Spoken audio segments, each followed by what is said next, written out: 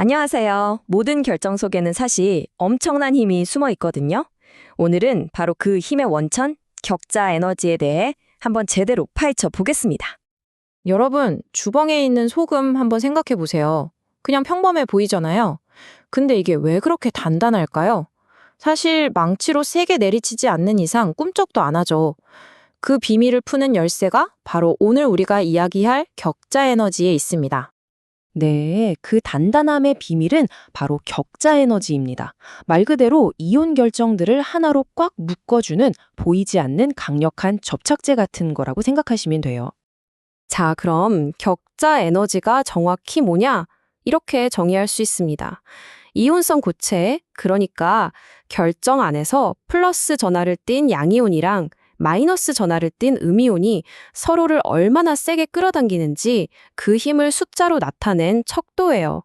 아주 간단히 말하면 이온 결합이 얼마나 튼튼한지를 보여주는 값인 거죠. 여기서 좀 재밌는 점이 하나 있는데요. 격자 에너지를 보는 관점이 두 가지가 있다는 거예요. 왼쪽은 이미 단단하게 붙어있는 결정을 억지로 떼어내는데 필요한 에너지로 보는 관점이에요. 그래서 에너지를 투입해야 하니까 양수, 플러스 값을 갖죠. 반면에 오른쪽은 흩어져 있던 기체 이온들이 서로 만나서 딱 결합할 때 방출하는 에너지로 보는 관점입니다. 안정되면서 에너지를 내놓으니까 음수, 마이너스 값을 가져요. 근데 이거 헷갈려 하실 필요 전혀 없습니다. 그냥 동전의 양면 같은 거니까요. 그래서 여러분이 기억해야 할 핵심은 바로 이겁니다. 부호가 플러스든 마이너스든 일단 신경 쓰지 마시고요.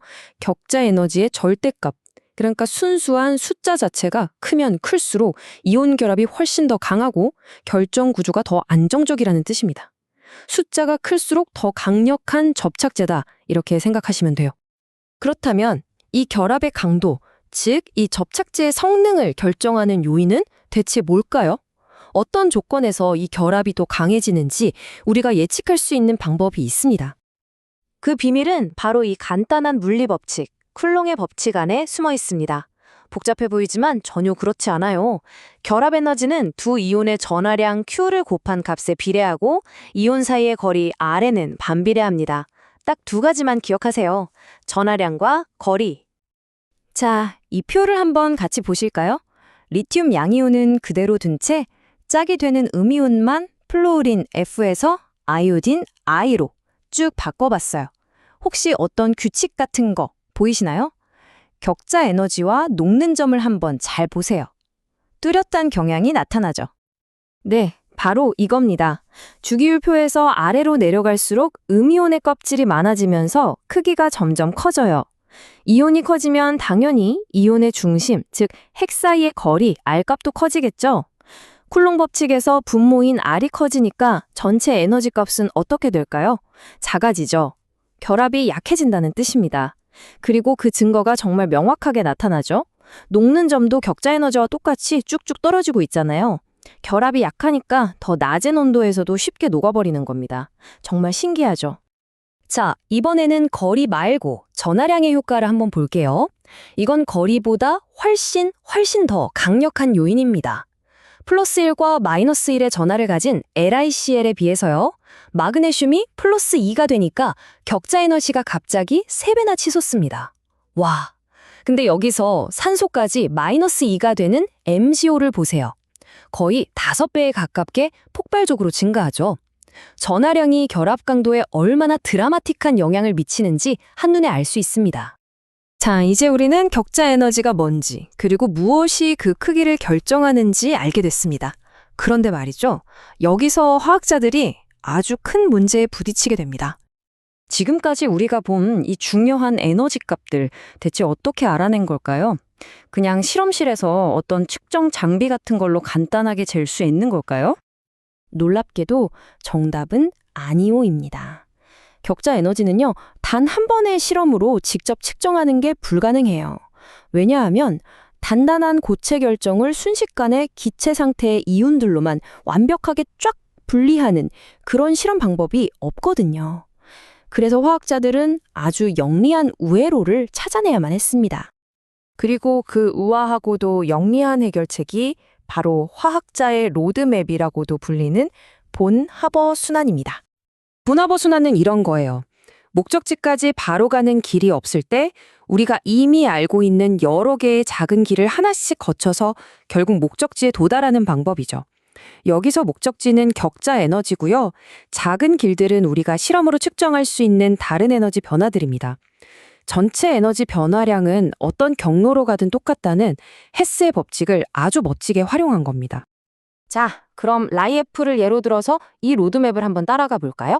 출발점은 단단한 고체 리튬입니다. 첫 번째 단계는 이 고체를 귀체로 만드는 승화 과정이에요. 원자들이 꽉 묶여있는 상태를 자유롭게 흩어 놓으려면 당연히 에너지를 넣어줘야겠죠? 우리 에너지 여정의 첫 번째 오르막길이라고 할 수 있습니다.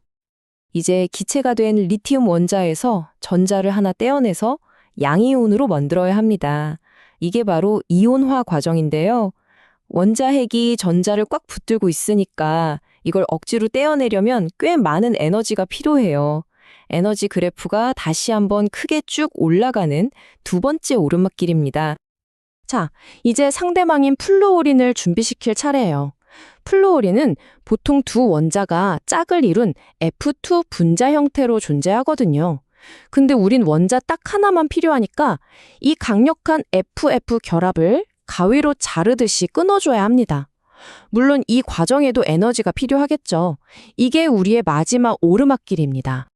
지금까지 계속 오르막길만 걸었잖아요. 드디어 첫 내리막길이 나옵니다.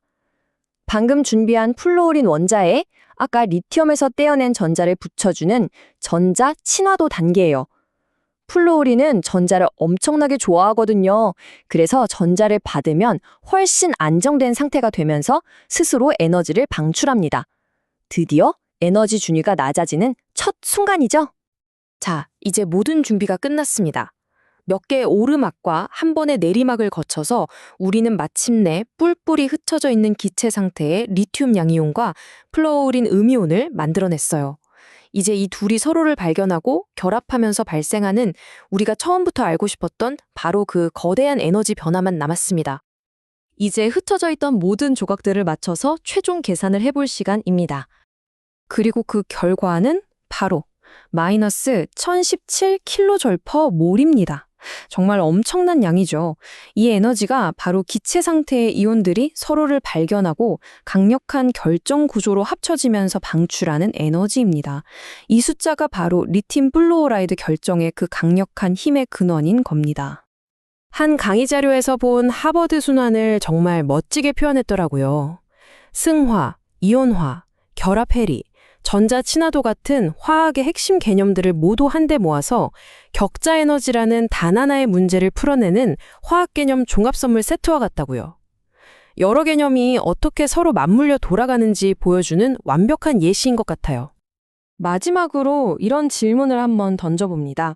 우리가 본 하버 순환처럼 영리한 로드맵을 사용해서 눈에 보이지도 않는 결정의 에너지를 정확하게 계산해낼 수 있다면 우리 주대한 세계를 형성하고 있는 또 다른 어떤 보이지 않는 힘들을 이런 방식으로 밝혀낼 수 있을까요?